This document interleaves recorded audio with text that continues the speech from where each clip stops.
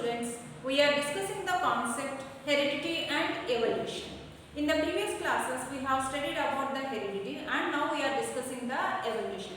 Evolution means origin of new species in due course of time, and the evolution of organisms requires evidences. So there are some evidences to prove the concept of evolution, and we have discussed some of the evidences in the previous class. Evidences from embryology and evidences from comparative anatomy, that is from homologous organs, analogous organs and connecting links. And today we are seeing the evidences from vestigial organs and atavistic organs. What are meant by vestigial organs? Here, in the course of evolution, some organs remain in the organisms but they are not useful in the animals. Such organs which are not useful in the animals are called as vestigial organs.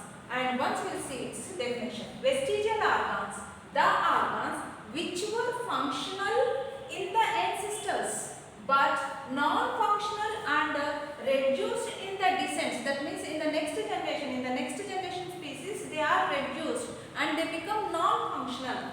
Such organs are called as vestigial organs. And if you see some of the vestigial organs in the human beings, vermiform appendix, pinna muscles, hair on skin, wisdom teeth, mammary glands in males and nictitating membrane, like that many vestigial organs are there.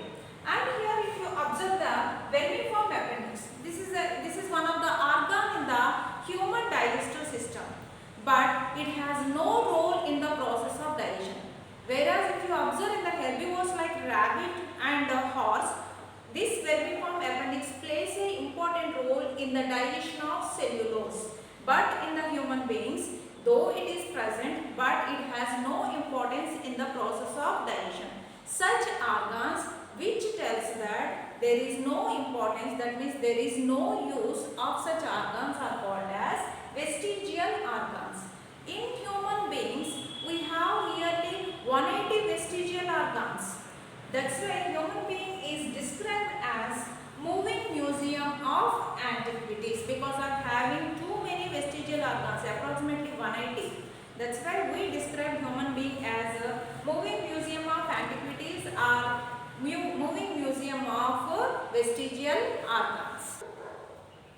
Now we will see evidences from atavistic organs. What is meant by atavism? The sudden reappearance of ancestral character is called atavism. It is also called as reversion, or sudden appearance of some vestigial organs in a better developed condition is also called as atavism. For example, if you see a baby with a tail, actually the tail is an ancestral character and we are not finding in the human beings now. But if the baby at present is born with a tail, that means the sudden reappearance of an ancestral character, that is the tail is an ancestral character that is suddenly appeared in the baby. And also we can see ability to move pinna by man. If you see, we cannot move our pinna, but animals can move. And you have auricular muscles in the pinna, but we cannot move. Here in some people, they will get the ability to move the ear pinna by moving the auricular muscles. That is also one of the ancestral characters. So like that here, such organs which are suddenly reappeared in the animals are called as atavistic organs. So here, these vestigial organs and atavistic organs are strongly supporting the concept of evolution. So here in the evolution, if you see evidences from embryology also completed, and evolution from comparative anatomy, from homologous organs, analogous organs, connecting links and vestigial organs and atavistic organs. These 5 types of organs are also giving evidence for the evolution. We are discussing the evidences of evolution, and we will see the evidences from paleontology or from the fossils. What is meant by paleontology? The study of fossils is called paleontology. We have in the paleontology paleobotany, that is study of fossils of plants, and paleozoology, study of fossils of animals.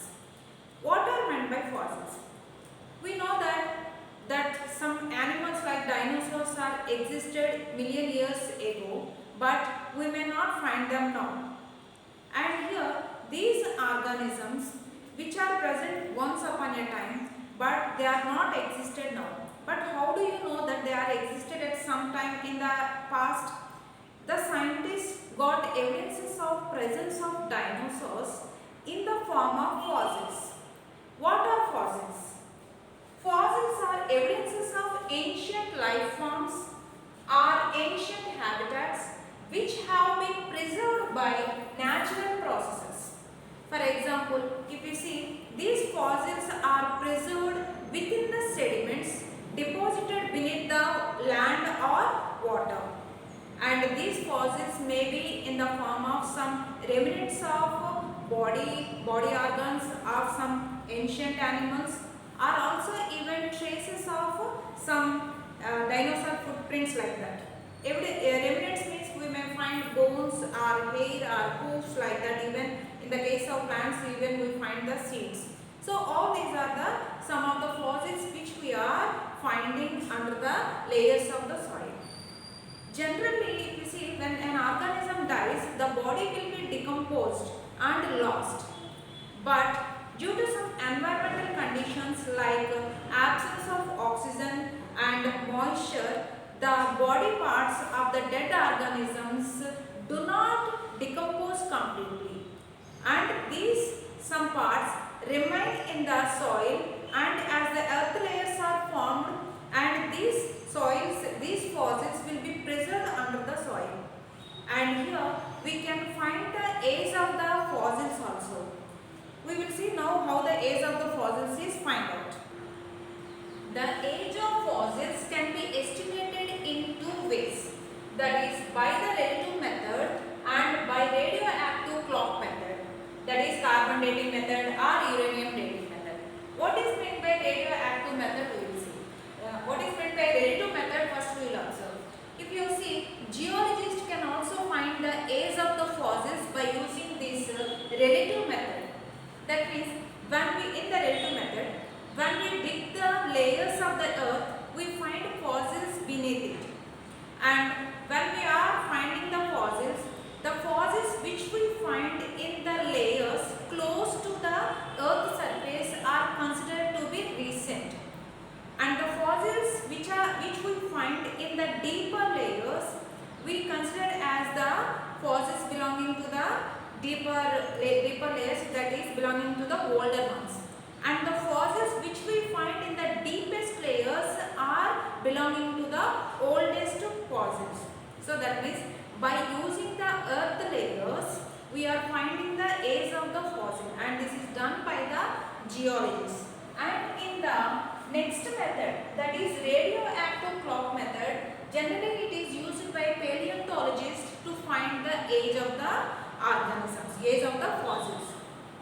If you see in this radioactive clock method, generally we have some radioactive elements like uranium, potassium and carbon. The breakdown of these elements will occur at a known rate. By using this radioactive element, we are finding the age of fossils or age of the rocks or minerals. For example, we will observe what happens in the carbon dating method. You know that all the living organisms have some radioactive carbon-14 atoms in our body. When these organisms die and when they form the fossils, the carbon-14 radioactivity goes on decreasing gradually. To find the age of these fossils, the carbon-14 radioactivity left in the fossils is compared with the carbon-14 radioactivity of present living organisms.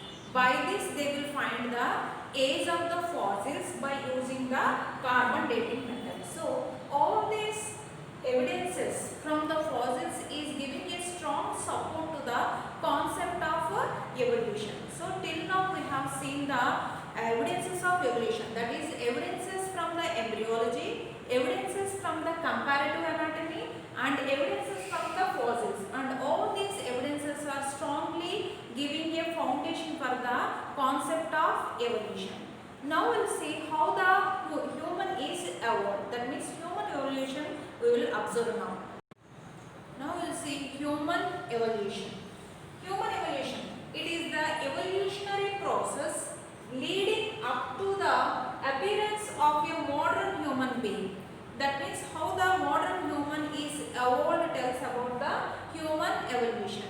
If you see, early man-like forms appeared about 7,50,000 years ago, and the true man appeared on the earth 2,50,000 years ago.